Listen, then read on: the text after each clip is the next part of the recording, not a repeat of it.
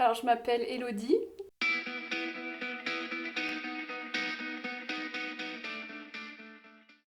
et je suis une personne assez joviale de manière générale, que ce soit au travail, avec mes amis, avec ma famille. On me présente souvent comme le rayon de soleil.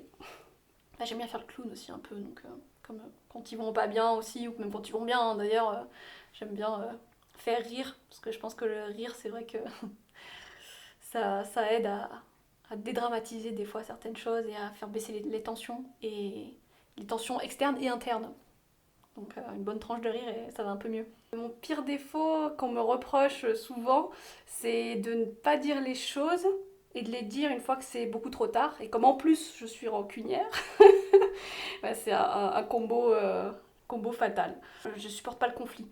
En fait, c'est aussi ça mon principal problème, c'est que j'ai très très peur du conflit.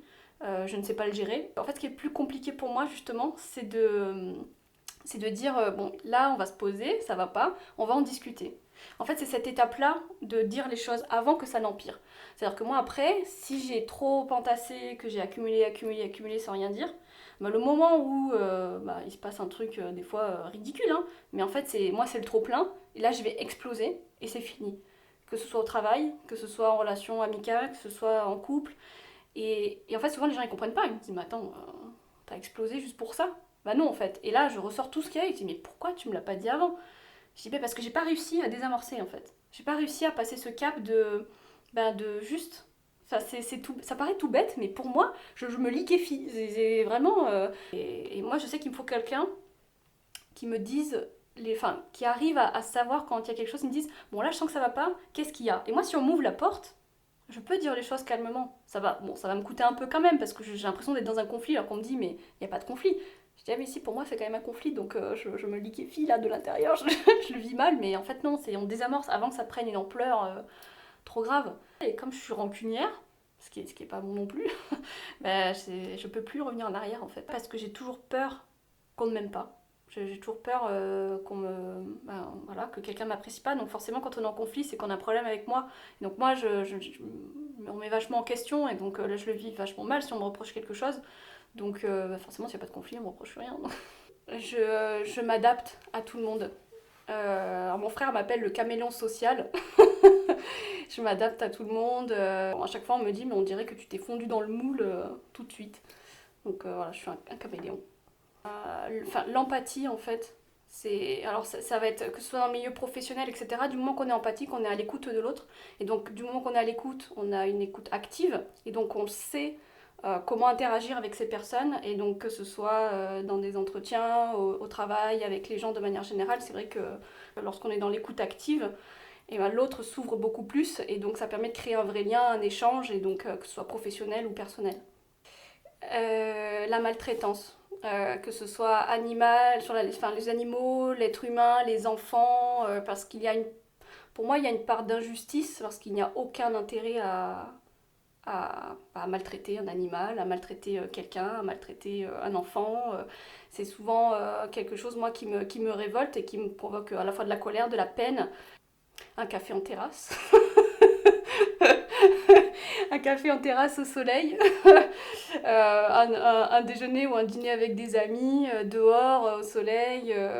Je suis dans le sud du sud et donc je peux pas vivre sans soleil, donc un rayon de soleil, même lire un bouquin au soleil, partager un moment convivial dehors, voilà, ça me procure de la joie parce que ben, d'être dehors en fait. Alors ouais, j'ai plusieurs choses qui me passionnent. Alors déjà depuis petit c'est les chats.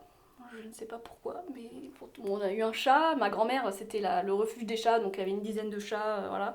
Et depuis petite, c'est vrai que je me suis toujours intéressée aux chats.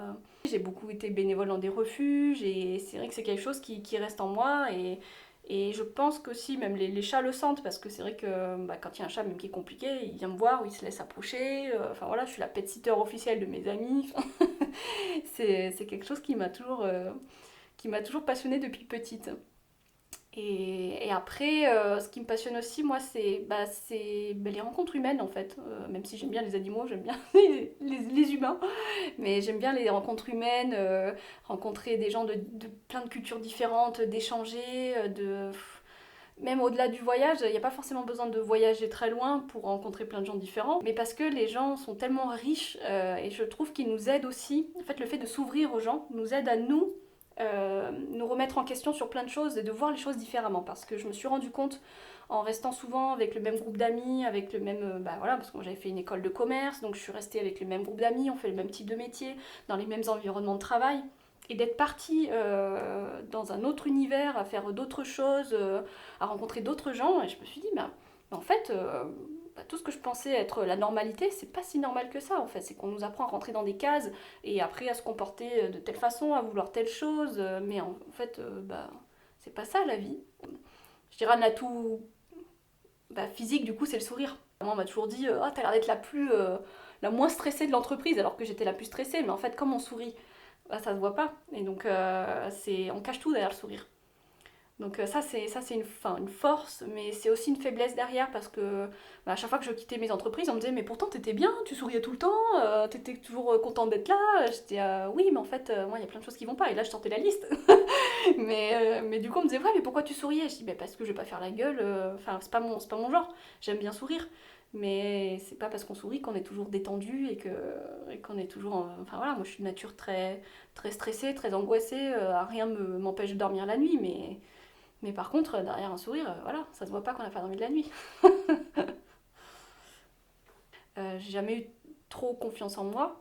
Je l'ai développée par des expériences de vie. En partant à l'autre bout du monde, alors que j'avais jamais pris l'avion de ma vie.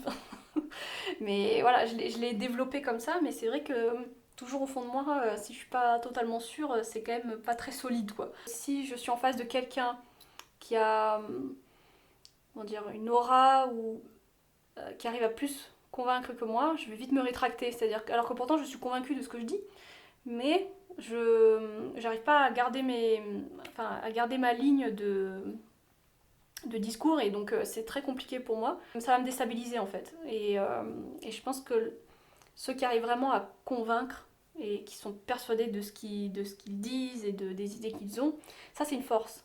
Et ça je l'ai appris beaucoup avec la méditation, tout ce qui est tolérance et acceptation surtout, en fait de ce qu'on ne peut pas changer. Et ça c'est une libération mentale. Si on ne peut plus rien y faire, ça ne sert à rien d'user de l'énergie, autant utiliser de l'énergie pour autre chose. Enfin, franchement, il y a largement de quoi utiliser de l'énergie pour autre chose qui va nous faire beaucoup plus de bien. C'est tout bête, mais c'est dur à appliquer au quotidien quand même parce qu'on a toujours tendance à se focaliser sur ce qui va pas bien. Et ça aussi, c'est un apprentissage de la méditation, c'est apprendre à se focaliser sur ce qui va et pas sur ce qui va pas. Alors moi, je réfléchis beaucoup quand même avant de prendre une décision, même si parce que c'est souvent des décisions un peu extrêmes. Voilà, moi tout lâcher, partir en Espagne pendant un an. Mais par contre, je vais pas le faire sur un claquement de doigts, ça va être petit à petit. Moi, j'aime bien sauter le pas, dire bon, la raison, ok, mais on va un peu écouter ce qui se passe là, quoi.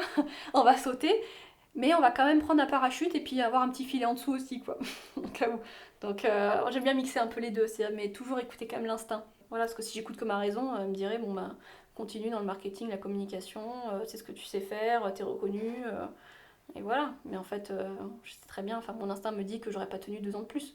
C'est ça le pire, c'est que dans mon métier, ça correspondait exactement à mon profil. C'est-à-dire que j'étais bonne dans ce que je faisais, et on me l'a toujours dit dans mes métiers, mais en même temps, je me disais oui, mais en fait, moi, le métier, il a pas de sens, quoi. Enfin, c'est ça, en fait. Et moi, avoir des pressions de deadline pour des choses qui n'ont pas de sens, moi, je veux bien qu'on mette la pression, mais pour quelque chose qui a du sens, quoi, en fait. Mais c'est vraiment, ça m'a aidé en fait de trouver l'endroit idéal pour mon métier pour me rendre compte vraiment, enfin de confirmer que c'était pas pour moi. Je dis là, toutes les conditions sont réunies. Enfin, voilà. C'est vraiment, faut que je fasse autre chose quoi. J'ai beaucoup, beaucoup de mal à gérer les personnes négatives ou pessimistes. C'est source de stress chez moi en vrai. Ça met mal à l'aise. Je, je suis face à quelqu'un qui est toujours négatif, qui broie du noir, ça me pompe en fait mon énergie. C'est-à-dire que moi je me rends compte que je dépends vachement de l'énergie des gens. Si les gens sont positifs, sont voilà, ouverts, ça va m'ouvrir, ça va me libérer. Mais par contre si je suis en permanence avec quelqu'un de négatif, ça va me pomper toute mon énergie et ça va me vider. En fait, je me rends compte, je suis comme une éponge. Chacun à notre échelle, on peut avoir un impact. On se rend pas compte, on pense que c'est un impact minime, mais en vrai, des fois, un tout petit truc, ça peut avoir un impact énorme sur les gens, sur la vie des gens. Et par contre, je crois beaucoup aux énergies. Moi, je suis sûre qu'on n'est pas juste un corps, on n'est pas juste un être de chair. On diffuse bien plus large. Moi, je le vois quand quelqu'un rentre dans une pièce, par exemple, qui change l'énergie d'une pièce. Enfin, ou dans une réunion, je le vois, mais en fait, les gens qui ont de l'énergie négative ou positive, hein, c'est, c'est, ouais, j'ai du mal à croire qu'on est juste un être de chair.